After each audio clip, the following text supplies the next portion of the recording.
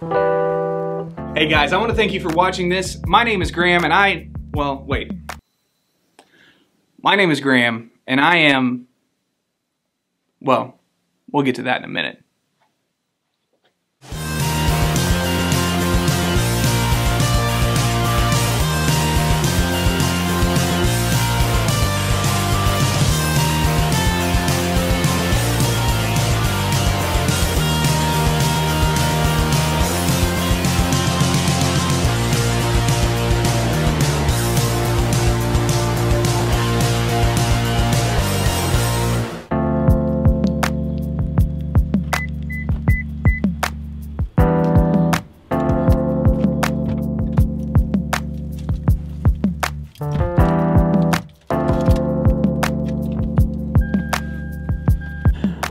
I love having lead up time for a project, time to think about what I want to do, but in this case, for this video, I might have had too much lead up time.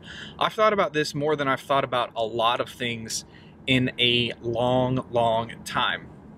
But to get where we are going, we should probably start at the beginning.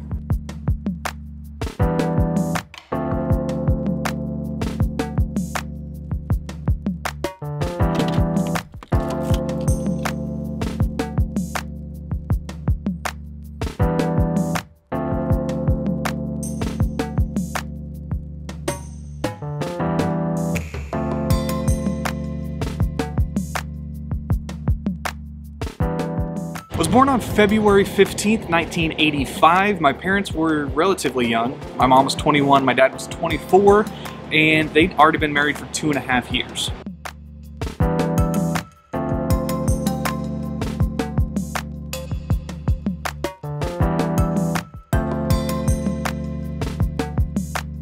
In thinking back and getting ready for this, my life's been really easy. It's pretty much been a cakewalk. You've heard that joke about the only drug problem people had was being drugged to church every week. I didn't really have a drug problem, but I did get a Bible for 4 years of perfect attendance. My first 4 years of life, so I got that in 1989. Like I said, pretty much a cakewalk. My sister was born in 1990, so she's 5 years younger than me, and things just kind of moved along. We moved a couple of times while I was growing up. We lived in a very small house outside of Norwood, Missouri for a while until I was in 3rd grade, and then we moved to Mountain Grove.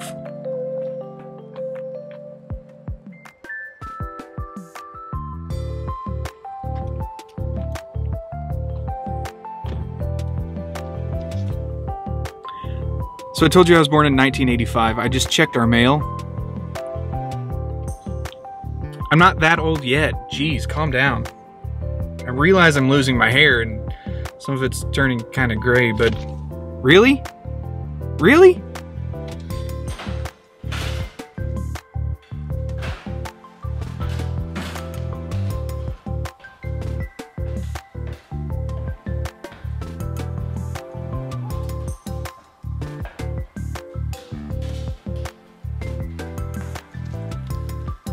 Always been a pretty quiet person. Small talk isn't exactly my forte.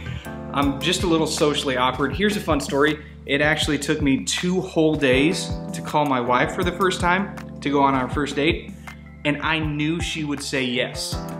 2 days. I've been told that sometimes I come off as a little arrogant, and if that has been your impression, I am sorry. That's not the case at all. I am just really quiet and would prefer not to say anything as opposed to say something dumb. I guess that's just self-preservation.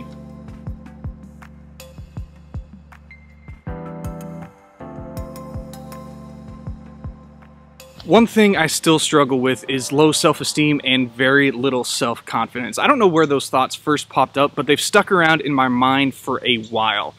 I've got a beautiful wife, 2 beautiful daughters that call me daddy. Well, one that does and one that is well, she's trying, she's working on it. I know God loves me. I've been a Christian since I was 5, but sometimes my head and my heart aren't on the same page. And sadly, when that happens, my head is usually a little bit louder, and any self-esteem or self-confidence I've managed to build up in that time, since the last time, plummets. My very first thought about this video, about my testimony, was to talk about that.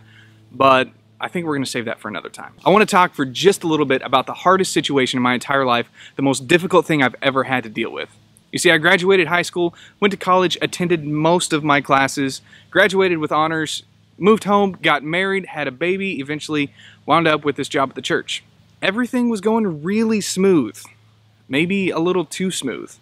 On Sunday, January 5th, 2014, I got a call from my mom in the early evening hours that would change our lives, and more specifically, my life, forever. You see, there'd been a terrible snowstorm that had come through. It was freezing. There was almost a foot of snow on the ground. We'd canceled church that morning, and we were just hanging out as a family. My dad had gone outside to shovel the driveway for my mom so she could get to work the next morning, and I won't forget the words that she said or her tone whenever she called me and said, "Your dad has collapsed. I don't know what to do." So as fast as I could, as fast as the conditions would allow, I rushed to their house. It was just a couple of miles. It took what felt like forever.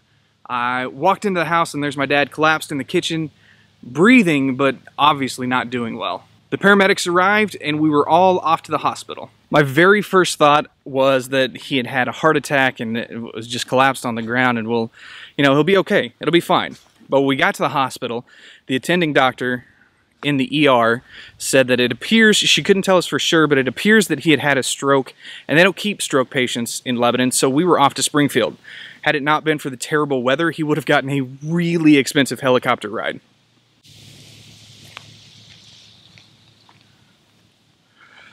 When we made it to Springfield, the attending doctor in the ICU, the neurological ICU, told us that it looks like first off, he was just a bundle of excellent news. He told us that Dad had had a bad stroke. The next 24 to 48 hours were touch and go, but he was sedated and could still communicate with us by squeezing our hand whenever I go in and say, "Dad, how are you doing?" And he'd squeeze. And that was a sign of hope that we'd had. We didn't know how bad things were, but we could hold on to that. The stroke had cut off the blood supply to 3/4 of the left side of his brain. So essentially, almost the entire left side of his brain was dead tissue with no hopes of it ever coming back. All that trauma had caused swelling, and then it was starting to affect the right side of his brain, the properly functioning side of his brain. And so the times when we could squeeze his hand and he would say, "Yes, I'm here," eventually he couldn't do that, and that was scary. Once we figured the swelling was causing the problems with him not being able to communicate, we were given a choice. We could elect to have a surgery that would remove a part of his skull, take part of his skull off so the swelling could swell outside of his head, or we could elect not to have the surgery and he would be dead in probably the next couple of days. We were pulled into a conference room and I was faced with the toughest question, the toughest decision I've ever had to make. You want to do this surgery and save his life, but we have no idea what will happen, what his recovery will be. He's 53 at the time, so chances are he would live, but we didn't know how he would live. Or do we like to not have the surgery? Do we just let him go? We did know if we did the surgery, because of his stroke, he would be paralyzed on his right side of his body for the rest of his life. We just didn't know how long that would be. So we sat there as a family discussing, trying to think, what would he want us to do? What would he want? That's a tough question to ask when you're 28 years old. Your father's life is hanging in the balance, and everyone in the room is kind of looking at you saying, what do we do? Ultimately, my sister had the thought, we don't know what his recovery will be like, but if there's a chance that he could recover, we have to do the surgery. And so we did. Traditionally, every kid at one point thinks their dad is the strongest man in the world. He can do no wrong. He can literally do everything. I didn't know how strong my dad was until he got discharged from all the hospitals that he was out. He started therapy, he started working and moving and trying to talk. He could say a few words on his own, but with some prompting, he could communicate very well. He did things the neurologist said he wouldn't be able to do. He was able to drive an electric wheelchair, which was amazing because he couldn't see this side. It was the only thing he could see was here. Nothing over here existed. My dad was in radio for 35 years, and he was consistently one of the best DJs in the country. For at least 4 consecutive years, he was nominated as a top 5 small market DJ in all of gospel music. Now that, I guess, kind of came naturally for me. He asked me the summer between my junior and senior years to work the weekend shift at the radio. And that started my love of production, even though it's taken a little bit different turn than I thought it would. It started with talking on the radio on the weekends. It moved to a college degree, eventually led to making videos like this, and then ultimately led to being a public address announcer for the high school.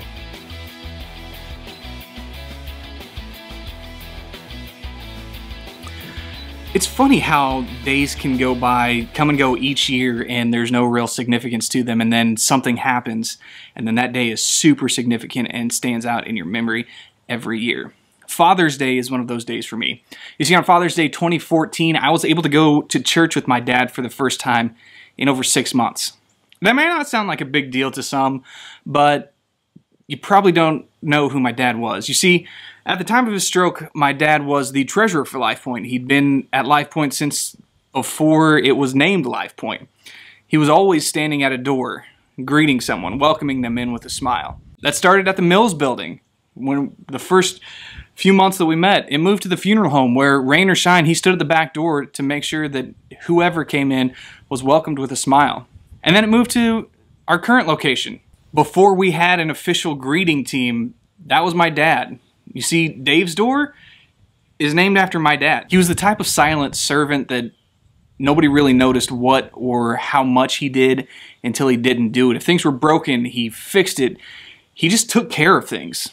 Eventually, about 3.5 years later, his health started to decline, and on Father's Day 2017, my oldest daughter Lydia and I stopped by to see him after church and give him a hug and give him a kiss, tell him we loved him. Lydia and my dad had a very special bond. I don't know that there was ever a time, she just loved to give him kisses, and she'd give him like 30 or 40 kisses at a time. And she did that right before we left that day, and heard what would eventually be his last words. They were wow, because she'd given him like 37 kisses that day. Later that night, Father's Day 2017, I got a call from my mom that I was a little bit more prepared for, but still not quite ready for. The next day at about 5 in the evening, my dad passed away. You know, it's really interesting to see your name on a tombstone, whether it's for you or not, but on Thursday, June 22nd, we buried my dad. I don't know where my fascination with tattoos and wanting a tattoo sleeve started, but I've wanted one entire 2 sleeves if I could for a while now. I don't know why, but that's happened. But I never know where to start, and I was always just too chicken to start the process. Shortly after my dad's stroke, within the first couple of days, I knew that whatever happened, I wanted to get something that would honor him and kind of signify his life. So, on June 22nd, 2018, I did this.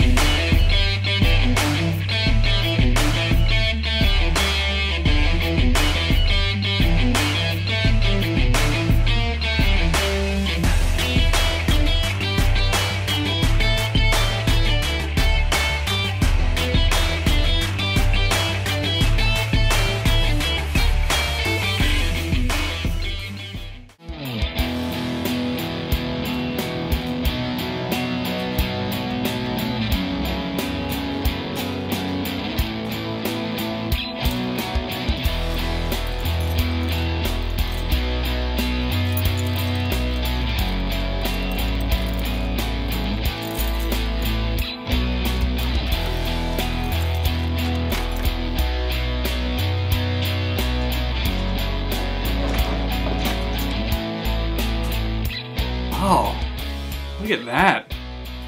Let's fix that. Oh, yeah, that's much better. So how was I able to handle all of this?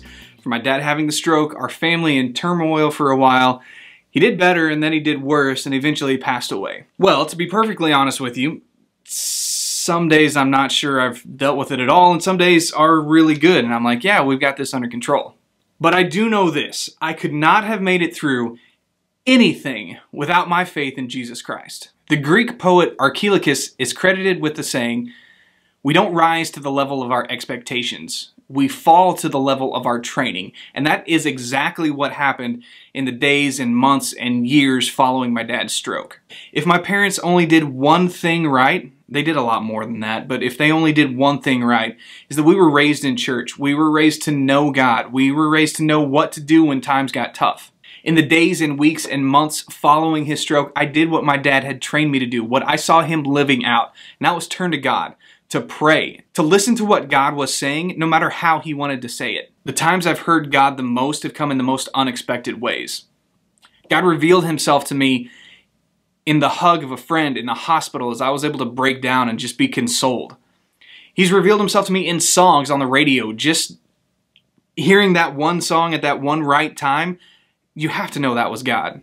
One time God showed himself to me just on my way to work. I was just driving on the road and God just said, "Hey, you know, I've got this under control. You don't need to worry about it." You know, peace is a feeling that we all search for and we all long for, but we rarely ultimately find true peace outside of God. The first time I understood what God's peace was the day we elected to have the surgery to remove part of Dad's skull to save his life. That night on the way home and as I went to sleep, I had a peaceful, easy feeling for the first time in probably 48 hours. My dad was a big fan of 70s music, and more specifically the Eagles. Now they have a song entitled "Peaceful, Easy Feeling." Now it's not Christian, it's not remotely religious, but the chorus describes what I've come to learn is God's peace, and a peace that can only come from God. The chorus says, "I've got a peaceful, easy feeling. I know you won't let me down, because I'm already standing on the ground." Occasionally I get glimpses of that peace again. Right before my daughter Devin was born, it was a Saturday night, we'd gone to bed, Liz woke me up, she thought her water broke. So we got everything together, got around, got on the road. Except it was like 1:30 in the morning, it was rainy and chilly and just kind of gross. So we turned the radio on once I got on the interstate and got going. And the first song that comes on the radio is an Eagle song. In that moment, I knew God had everything taken care of, and it was all part of his plan working together. My name is Graham Hutton, and I struggle with a lot of things, and it can basically just boil it down to, I struggle with life. It's not always easy, but I know who can help me through.